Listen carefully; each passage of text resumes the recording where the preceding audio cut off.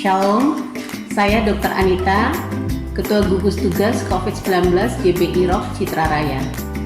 Lewat video ini, diharapkan agar warga kerajaan menerapkan protokol kesehatan sesuai dengan peraturan pemerintah yang berlaku. Silakan mengikuti langkah-langkah tersebut bagi Anda yang menghadiri Kingdom Celebration di gereja kita tercinta ini.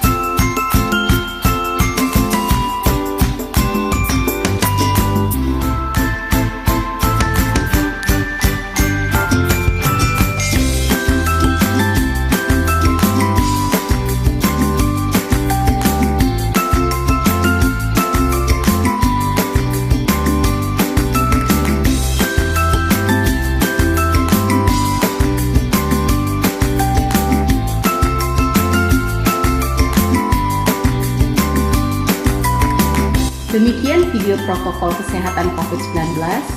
Mari warga kerajaan saling menjaga kesehatan satu dengan yang lain dengan mengikuti protokol kesehatan tersebut dengan benar. Salam sehat, salam damai sejahtera, Tuhan Yesus memberkati.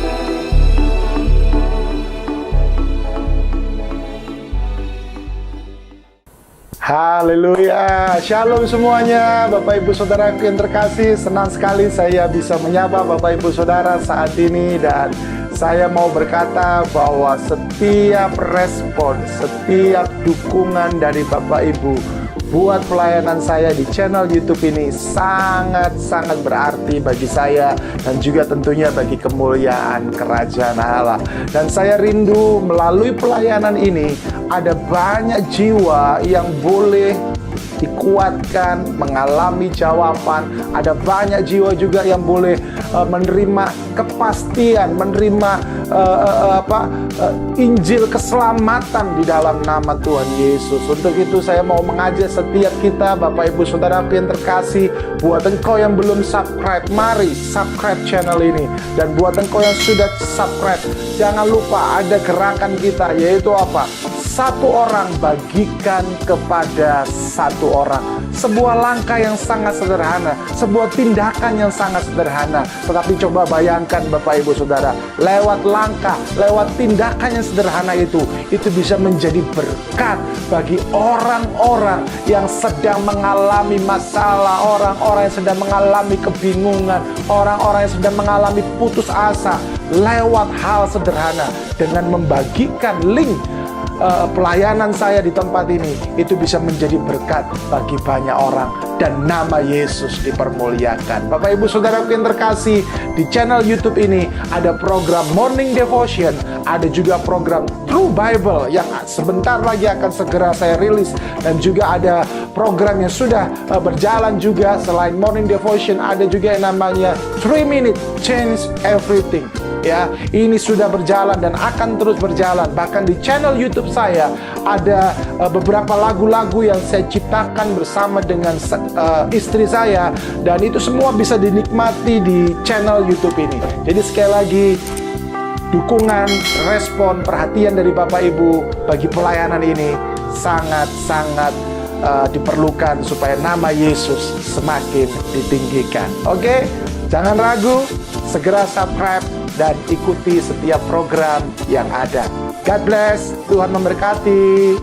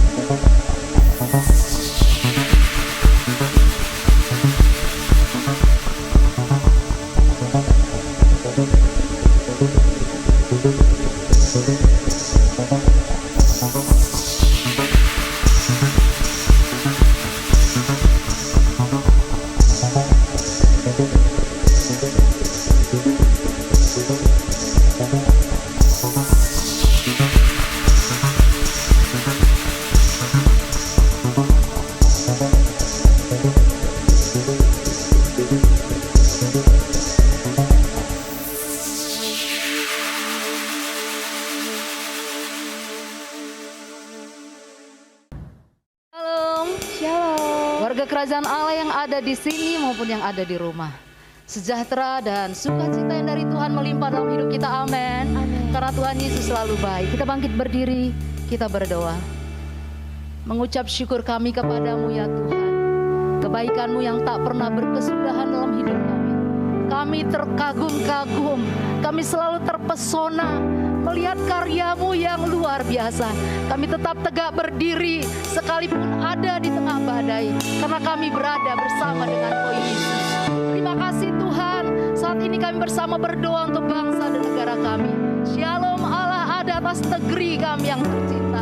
Shalom Allah ada atas para pemimpin-pemimpin bangsa kami, atas para petinggi-petinggi bangsa ini yang memegang roda pemerintahan di tempat ini. Tuhan, hikmat marifat yang daripadamu, biarlah itu yang boleh terjadi bagi setiap para pemimpin kami, sehingga bangsa kami dibawa kepada kemajuan, dibawa kepada pemulihan, karena Engkau Allah-Mu ada bagi negeri kami, umat-Mu dimanapun berada, warga kerajaan-Mu dimanapun berada, semua ada dalam perlindungan Tuhan, semua ada dalam lingkupan kasih Tuhan. Bahkan para hamba-hamba-Mu, Tuhan Yesus, Engkau mengurapi, biar pewahyuan demi pewahyuan dari tempat maha tinggi memenuhi kehidupan para hamba-hamba-Mu. Tuhan Yesus, biar mereka tetap berdiri tegak di atas kebenaran firman-Mu.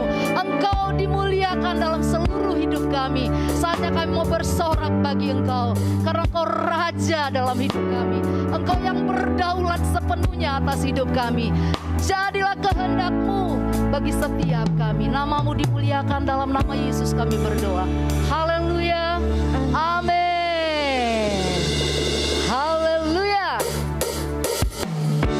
Ingat segala kebaikannya, kekaguman terhadap Dia Allah yang baik.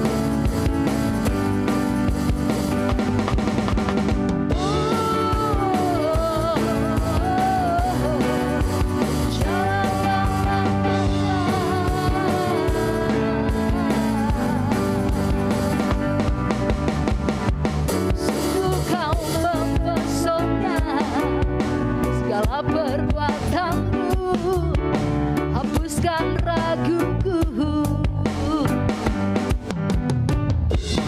Kau buktikan kasih-Mu mati bagiku, hapuskan dosaku. Sungguh Kau mempesona, segala perbuatanmu hapuskan raguku. Kau buktikan kasih-Mu mati bagiku, hapuskan dosaku. Kau ubahkan semua menjadi baru, dalamku bersuka.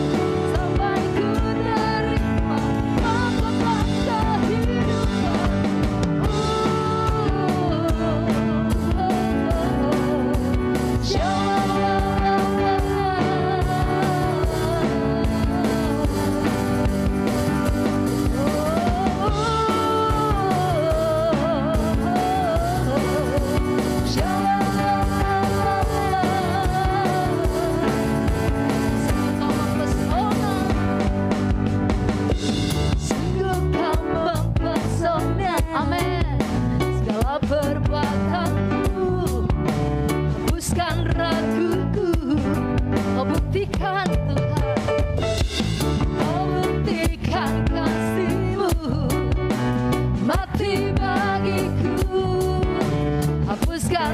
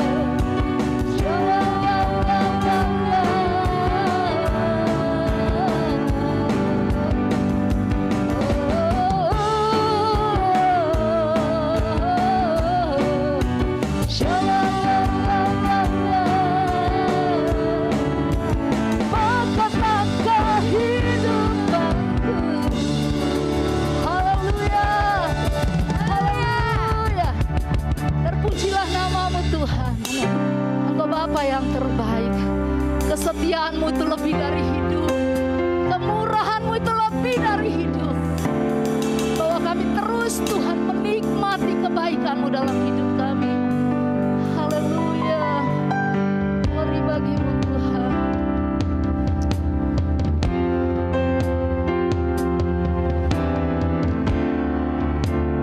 Katakan Bapa, Kau setia.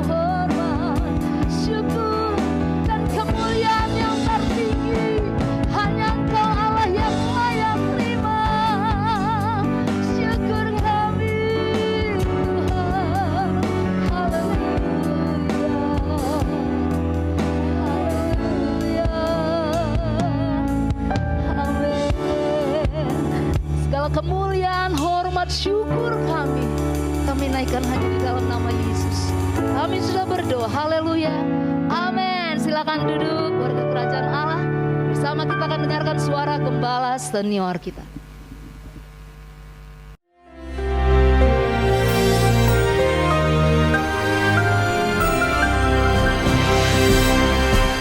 Shalom warga kerajaan, sungguh menggairahkan setelah kita memperingati kematian dan kebangkitan Tuhan Yesus. Dan sebelum dia naik ke sorga, yang akan kita rayakan nanti tanggal 13 bulan Mei. Dan kemudian pencurahan Roh Kudus tanggal 23 Mei pas hari Minggu juga. Nanti Bapak Pendeta Frankie yang menyampaikan special message bagi kita semua. Maka saudara, apa yang dilakukan Yesus mulai dari dia bangkit dan selama 40 hari ya bersama murid-muridnya. Saya bayangkan saya ada di rumput di sana ya, mendengarkan pengajaran daripada Sang Raja dan Sang Maha Guru ini. Tetapi puji Tuhan, melalui Roh Kudus kita tetap bisa belajar. Karena Roh Kudus adalah roh daripada Kristus sendiri. Nah saudara, apa yang dilakukan oleh dia? Injil Lukas disambung dengan Kisah Para Rasul pasal pertama menjelaskan bahwa apa yang dia lakukan adalah dia menampakkan diri berulang-ulang kepada murid-muridnya. Berulang-ulang. Jadi saudaraku, itu bukan suatu halusinasi atau suatu delusi, tetapi benar-benar kenyataan bahwa dia benar-benar bangkit. Karena tidak heran bahwa mereka disuruh menyangkal bahwa Yesus itu bangkit dan hidup. Mereka tidak bisa, because that's a fact. Saudara, ucap syukur kita tidak mengikut dongeng. Dan apa yang dilakukan oleh Tuhan Yesus? To do and to teach, ya, dan juga train them. Bulan ini bicara soal to train, melatih anak-anak muda kita. Dan saya percaya kebangkitan anak-anak muda yang dipakai Tuhan luar biasa sedang terjadi di tengah-tengah kita. Dia berulang-ulang di dalam bahasa Inggris katakan infallible proof.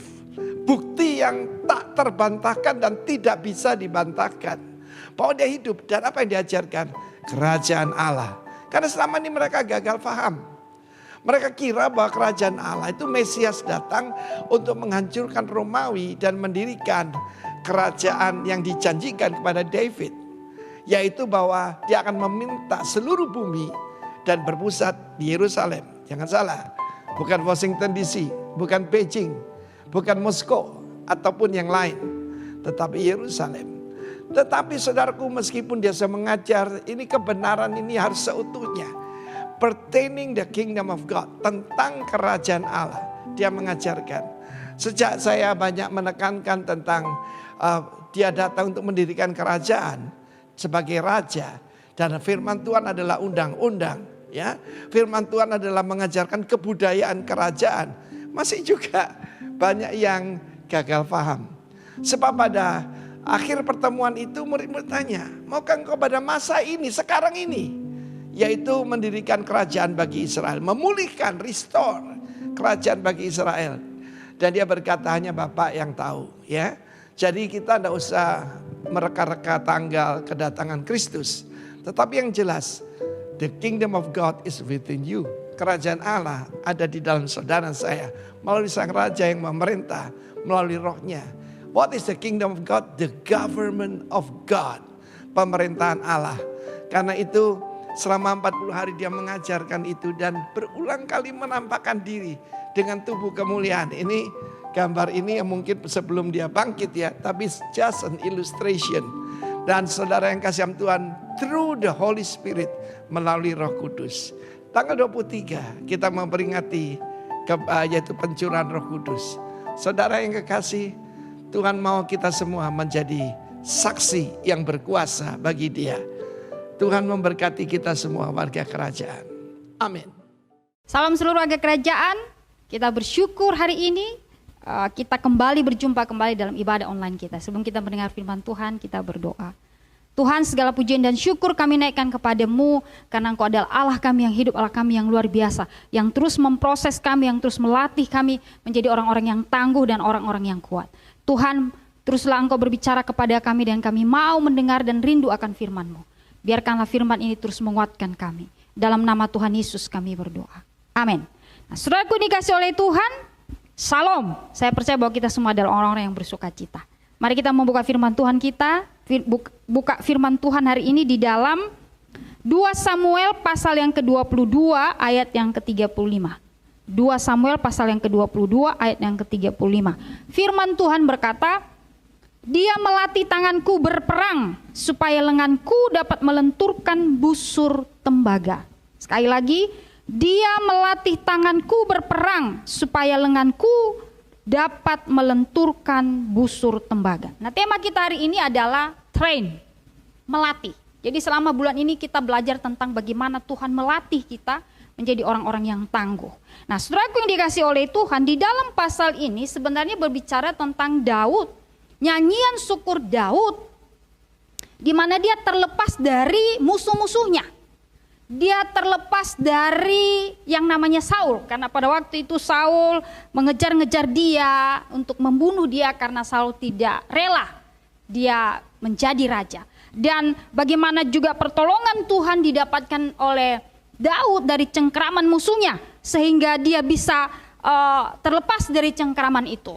Nah, kita juga belajar bahwa bagaimana Daud langsung belajar dari Tuhan. Bagaimana Daud diajar oleh Tuhan tentang taktik dalam berperang. Bagaimana dia harus punya strategi di dalam berperang, di dalam melawan segala musuhnya.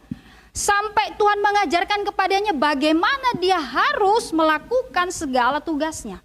Bahkan yang paling keren yang Tuhan ajarkan kepada Daud adalah bagaimana Daud menghadapi persoalan dirinya sendiri. Berarti persoalan yang datang dari Daud bukan hanya dari dalam tetapi juga dari luar. Berarti dari luar dan dari dalam, dan Daud bisa mengatasi itu. Dan kita tahu Bapak Ibu yang dikasih oleh Tuhan bahwa Daud adalah orang yang hebat. Kita tahu juga bahwa dia juga pernah jatuh di dalam dosa.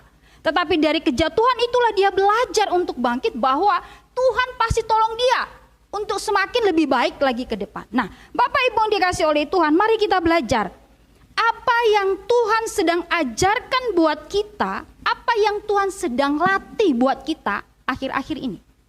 Tuhan, kalau banyak hal persoalan kita hadapi akhir-akhir ini, itu Tuhan sedang melatih kita. Nah, apa yang sedang dilatih Tuhan buat kita akhir-akhir ini? Yang pertama, tidak menjauhkan diri dari Tuhan.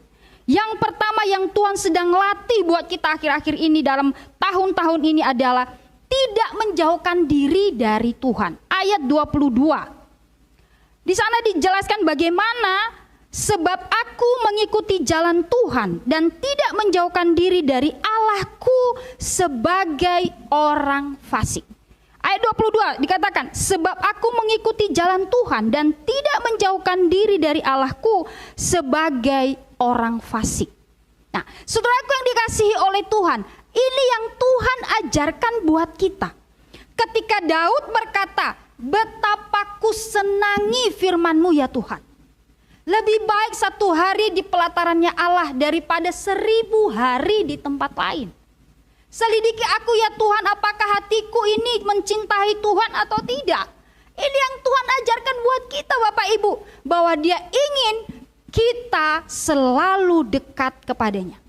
Tuhan tidak mau kita jauh daripada Tuhan. Saya katakan sekali lagi, kita ini tidak pernah mencari Tuhan, tetapi yang mencari kita ini adalah Tuhan. Nah, sekarang kita dilatih oleh Tuhan.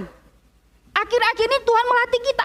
Kita membiasakan kita mendekatkan diri kepada Tuhan. Kita membiasakan kita tidak menjauhkan diri dari Tuhan. Kita membiasakan diri kita intim dengan Tuhan. Karena mengapa? Di kedepan kita bukan hari semakin baik Bapak Ibu, tapi semakin jahat.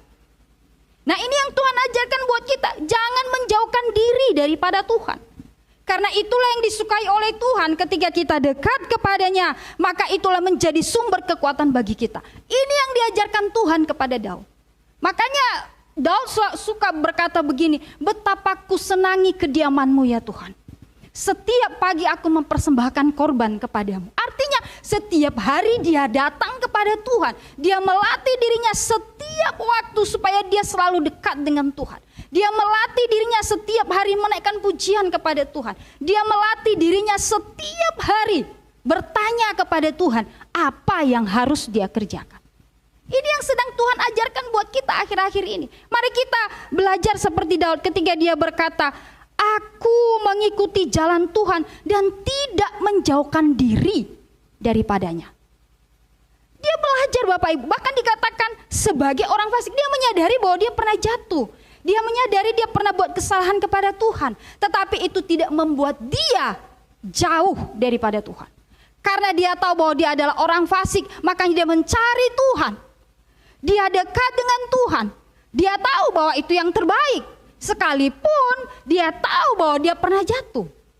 Jangan katakan Bapak Ibu, saya ini suka seringkali jatuh ke dalam dosa. Saya tidak layak di hadapan Tuhan.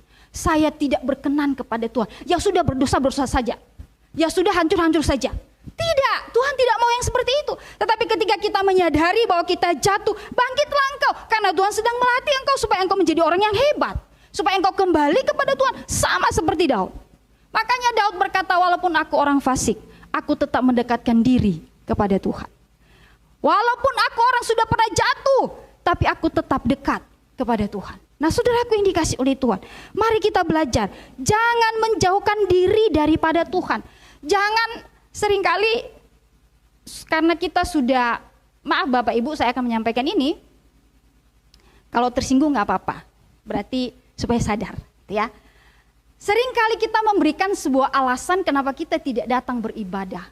Selalu alasannya adalah pandemi, COVID. Selalu alasannya begitu. Tetapi kalau ditanya kenapa berani pergi jalan-jalan ke puncak, keluar kota dan sebagainya. Apa tidak takut pandemi? Selalu jawabannya santai saja. Ya, kita tetap menjaga jarak. Kita tetap memakai masker. Kita tetap menjaga protokol kesehatan. Emang di gereja tidak menggunakan protokol kesehatan kah? Nah, ini menjadi pertanyaan buat kita. Makanya jangan menjauhkan diri kepada Tuhan. Ini saatnya Tuhan bicara buat kita. Ayo datang mendekatkan diri kepada Tuhan. Salah satunya, mulailah belajar lagi untuk datang beribadah kepada Tuhan. Ayo kita datang, kita latih lagi diri kita yang selama setahun ini kita sudah tidak lagi bersama-sama dengan saudara seiman yang lain untuk beribadah. Ayo kita latih lagi supaya kita tidak menjauhkan diri kepada Tuhan. Hal yang kedua yang Tuhan ajarkan, yang Tuhan latih buat kita akhir-akhir ini. Yang kedua, menjaga diri. Yang kedua adalah menjaga diri. Ayat yang ke-24 firman Tuhan berkata, aku berlaku tidak bercela kepadanya dan menjaga diriku terhadap kesalahan. Aku berlaku tidak bercela kepadanya dan menjaga diriku terhadap kesalahan. Nah, saudaraku yang dikasih oleh Tuhan, Daud berkata, aku tidak berlaku cela di hadapan Tuhan. Berarti dia sedang menjaga dirinya. Dia menjaga pergaulannya, dia menjaga hidupnya kepada siapa aja dia berteman, kepada siapa aja dia bergaul. Dia jaga dirinya Bapak Ibu. Karena mengapa? Itu penting buat dia. Saya katakan kepada Bapak Ibu yang dikasih oleh Tuhan, salah satu yang membuat kita jauh daripada Tuhan karena pergaulan kita. Nah, Daud ini suka bergaul dengan Tuhan, dia suka nyanyi dengan Tuhan, dia suka menaikkan pujian kepada Tuhan, dan dia dekat dengan orang-orang juga yang takut dengan Tuhan. Dan kita tahu bahwa ketika orang-orang yang dekat dengan Tuhan, orang-orang yang suka bergaul dengan takut akan Tuhan, percayalah itu akan mempengaruhi hidupnya. Kalau saudara suka bergaul dengan orang-orang yang pintar, yang tadinya saudara tidak pintar menjadi pintar. Kalau saudara bergaul dengan orang-orang yang suka bernyanyi, yang tadinya saudara tidak bisa bernyanyi jadi bisa bernyanyi. Tadinya saudara mungkin tidak suka beribadah, yang tidak suka ke komsel, tidak suka ke komunitas. Tapi kalau saudara bergaul dengan orang-orang yang suka berkomunitas, maka saudara pun itu menjadi kebiasaan saudara. Maka saudara akan suka berkumpul-kumpul ya, berkomunitas gitu. Nah, Tuhan sedang ajarkan buat kita hari-hari ini. Jaga diri kita, jaga pergaulan kita. Anak-anak muda yang mendengar firman Tuhan hari ini. Jaga pergaulanmu. Lihat siapa engkau berteman, kepada siapa engkau berteman, kepada siapa engkau berbagi, kepada siapa engkau bercerita, bukan saja kepada anak-anak muda yang saya sampaikan, tetapi yang sudah berkeluarga pun jaga pergaulanmu. Jangan engkau bergaul dengan mantan suamimu, atau jangan engkau bergaul dengan mantan pacarmu atau mantan yang lain. Amin Bapak Ibu. Jadi kalau sudah berkeluarga, jangan berhubungan lagi dengan mantan-mantan, karena tidak ada lagi gunanya. Karena itu menjadi sesuatu yang kedepannya tidak baik. Mari kita menjaga pergaulan kita. Yang kedua, yang Tuhan ajarkan buat kita bagaimana kita menjaga diri kita adalah fokus kepada Tuhan, bukan kepada diri sendiri.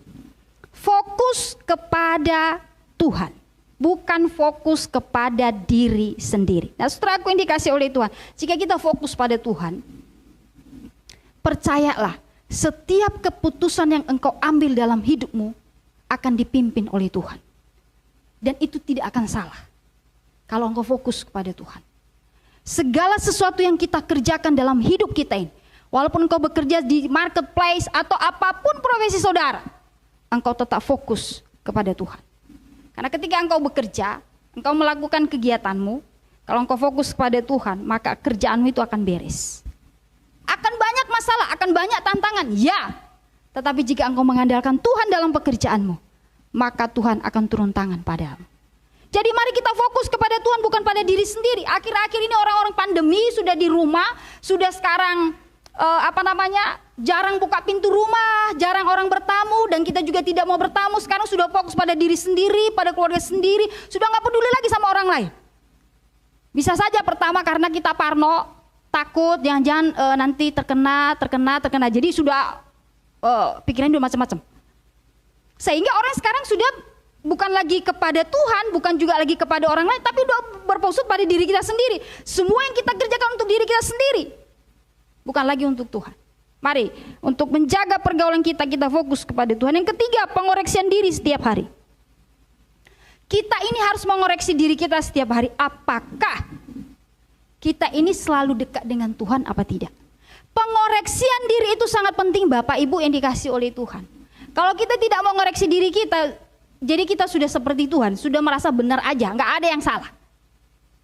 Perlu pengoreksian diri setiap hari. Supaya apa? Supaya kita tahu kesalahan kita hari ini apa. Kalau ada yang salah, ada yang tidak benar, kita perbaiki. Mungkin dalam keluarga, dalam kita berteman, dalam pekerjaan kita harus koreksi itu. Supaya apa? Supaya tahu, oh ini yang salah, harus diperbaiki. Oh ini nggak benar, berarti harus saya perbaiki supaya menjadi benar. Mestinya harus begitu. Makanya Daud berkata, Tuhan aku tidak bercela.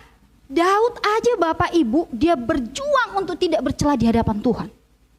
Dia diproses oleh Tuhan juga, dia bekerja sama dengan Tuhan. Supaya apa? Supaya hidupnya benar setiap hari, supaya dia tidak bercela, dia selalu benar di hadapan Tuhan. Dia berjuang untuk itu.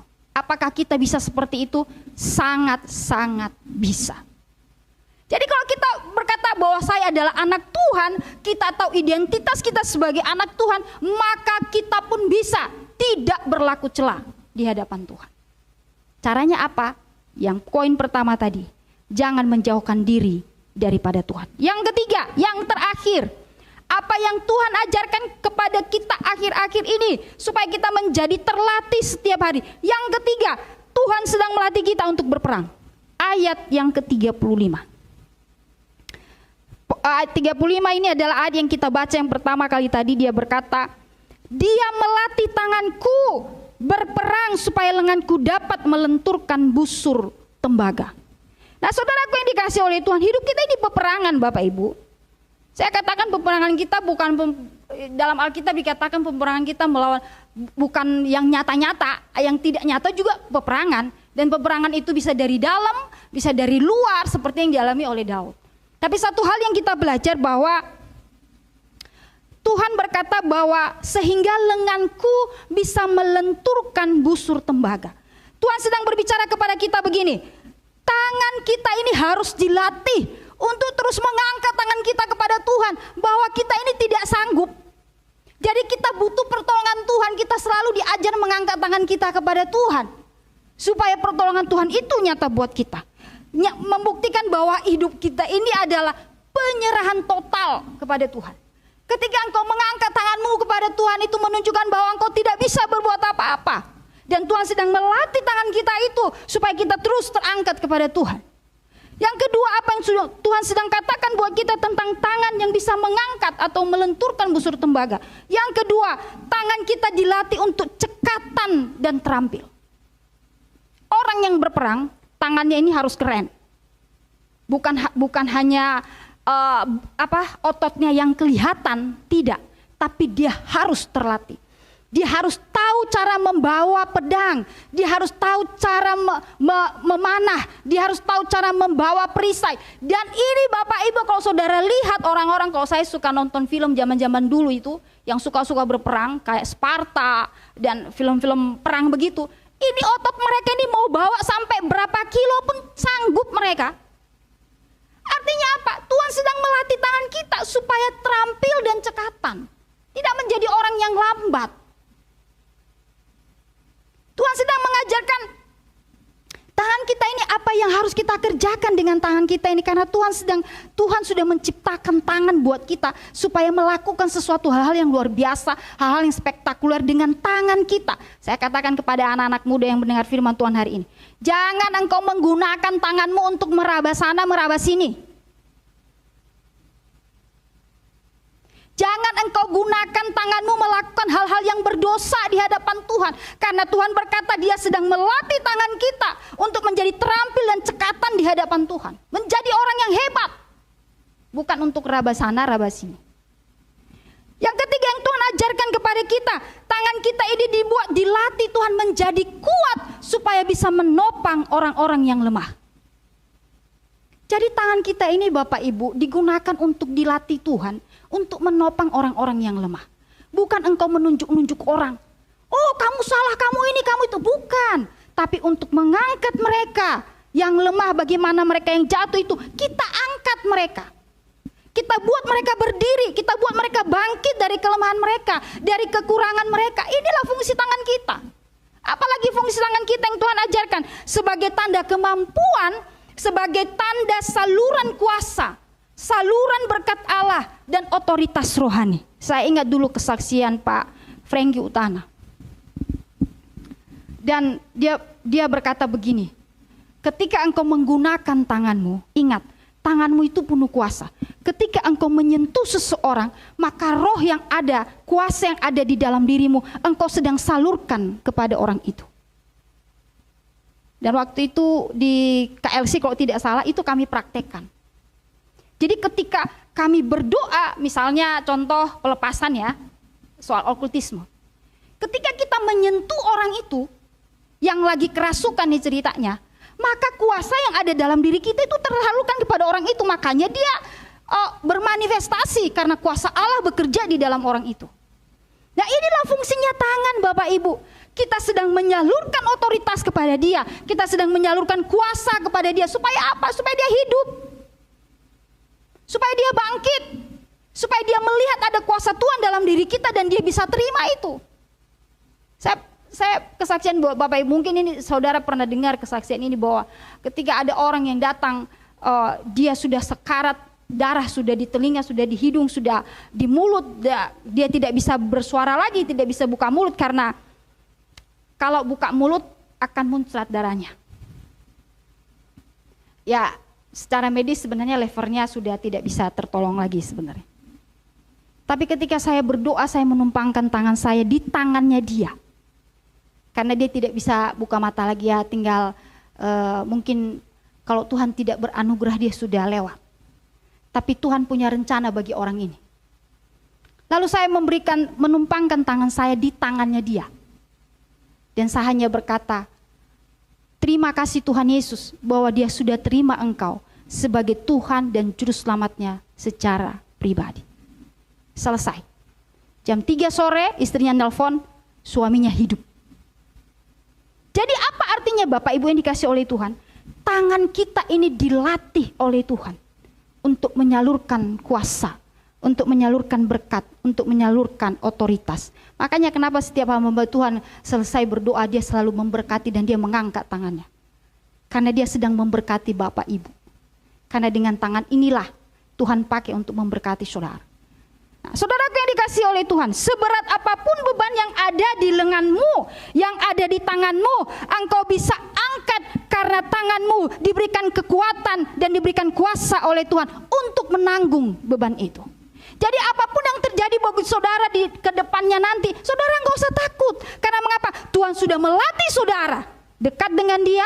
Yang kedua, Tuhan sedang melatih kita untuk melihat bagaimana tangan Tuhan bekerja kepada kita. Dia melatih kita menjaga diri kita, dan Dia melatih kita untuk bisa berperang. Dan gunakanlah tanganmu untuk berperang, untuk melakukan hal-hal yang baik, supaya tanganmu terampil dan cekatan di hadapan Tuhan. Saya katakan kepada saudara, ada salah seorang penulis buku yang bernama Oswald Chambers.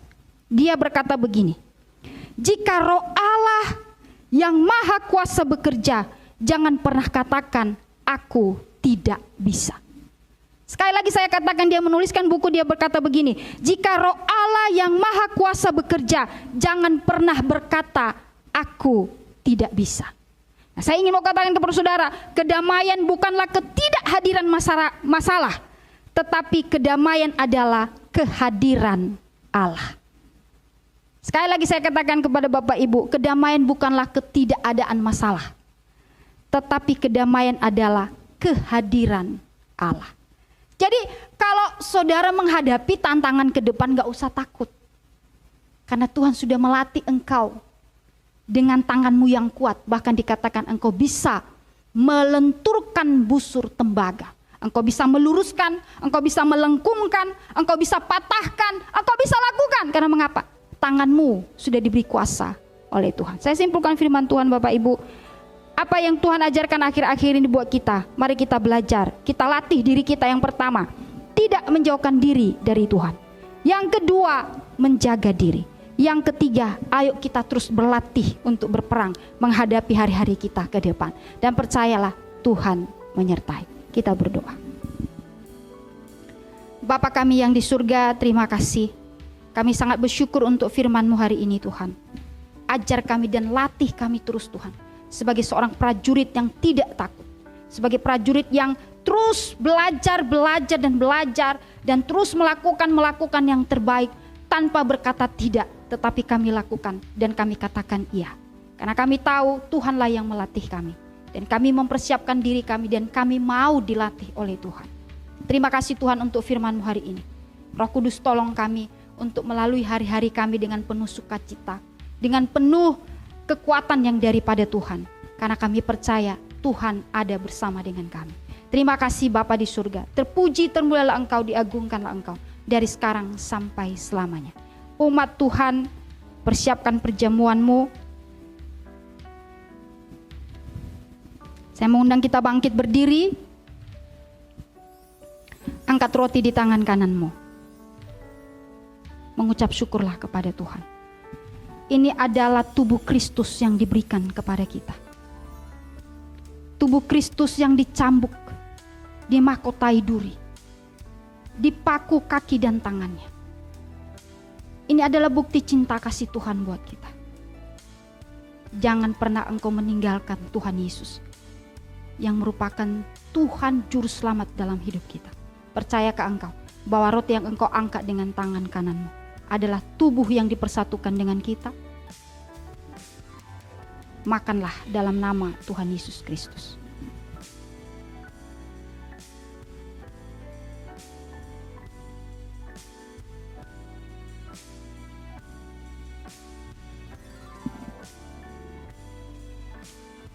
Angkat cawan di tangan kananmu dan mengucap syukurlah kepada Tuhan.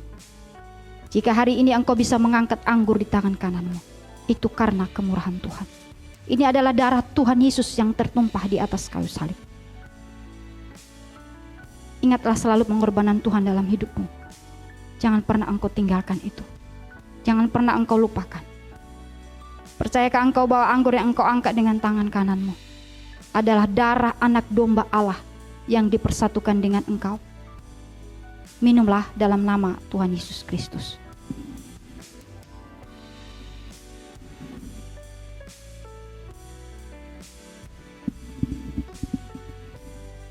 Angkat kedua belah tanganmu dan terimalah berkat Tuhan.